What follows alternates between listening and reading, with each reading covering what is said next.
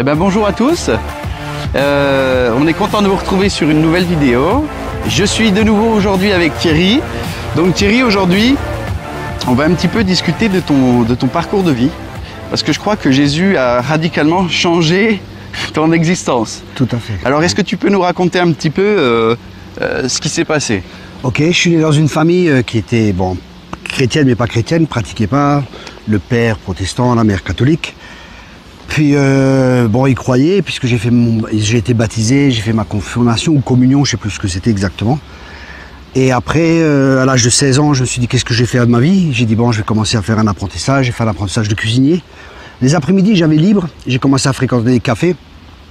Et dans ce café, il y avait de tout, quoi. Dans les cafés, vous savez comment c'est en ville. Et là, il y avait des trafiquants de drogue et tout ça. Puis j'ai commencé à acheter de la drogue, du hashish. J'ai commencé à fumer.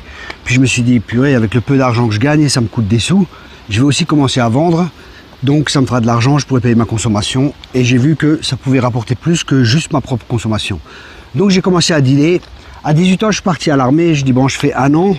Ça va être juste de faire juste un an. Je vais essayer de faire plus. On peut faire 18 mois et je pars outre-mer. J'en profite. Donc je suis parti 18 mois outre-mer. Là aussi, j'ai rencontré des gens pareils qui vendaient de l'herbe, de la marijuana. C'était à Tahiti. Et j'ai commencé moi-même à dealer. Jusqu'au jour où le colonel m'appelle. Il me dit écoutez, monsieur Cop, est-ce que vous prenez de la drogue? Je dis non, je ne prends pas de drogue. Il me dit vous êtes sûr? Je dis non, je ne prends pas de drogue, moi. Il m'a dit bon, c'est bon. Et là, j'ai eu peur, j'ai arrêté. Mais quand je suis revenu, j'ai continué à dealer. Et j'ai commencé à dealer des barrettes, enfin des 10 grammes, des 100 grammes, et ainsi de suite, jusqu'au kilo. Et un jour, on m'a arrêté. Et là, j'ai pris 15 mois ferme et 15 mois avec sursis. Ça veut dire que j'ai fait un an en prison. Après ça, pareil, j'ai continué, j'ai dealé, j'ai fait plein de trucs. Puis il y avait une fille qui travaillait dans un café où je dealais aussi. Et je commençais à sortir avec elle et elle me dit écoute, j'aime bien me prostituer pour toi. J'ai fait ok, il n'y a pas de souci. Et je l'ai amenée la première fois, c'était à Strasbourg dans la rue. Puis après on est allé à Belfort, là où on se trouve actuellement. Et là, elle a travaillé une soirée. Et après on est parti à Mulhouse. Et là, je l'ai fait travailler à Mulhouse dans la rue. Et ainsi de suite. Et après on est parti en Allemagne, en Suisse. Bon, j'avais proxénétisme. On m'a arrêté pour proxénétisme. On n'a pas réussi à avoir assez de preuves. Donc j'avais fait 2 mois et demi de prison. Au bout de 3 mois, on m'a relâché. On voulait m'accuser de traite de blanche avec l'Allemagne, d'acheter des femmes et de les revendre. Et un jour, je suis invité, je pars au Maroc, pour chercher des femmes, pour les ramener en Allemagne, pour qu'elles se prostituent en Allemagne. Et j'avais connu des chrétiens entre-temps. Et ces chrétiens m'ont invité dans une église, je suis allé avec eux le matin. Et là, j'ai vu une boule transparente devant moi. Et d'un seul coup, cette boule, elle est venue vers moi à toute vitesse. Et là, c'était l'amour de Dieu qui m'a percuté.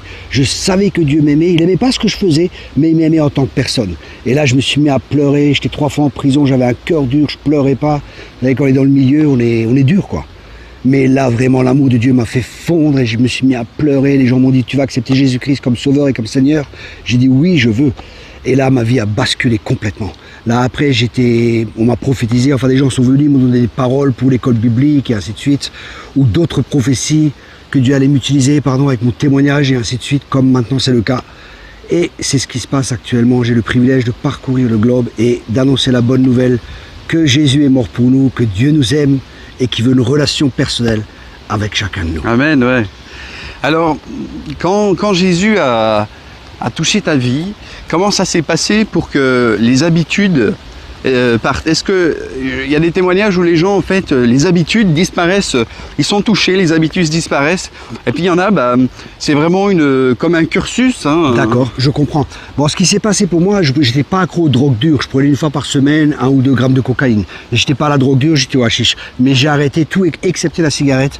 Je fumais encore, ça je me rappelle. Mais sinon, j'ai tout arrêté. Vraiment, Dieu, il m'a libéré, quoi. C'était une libération totale.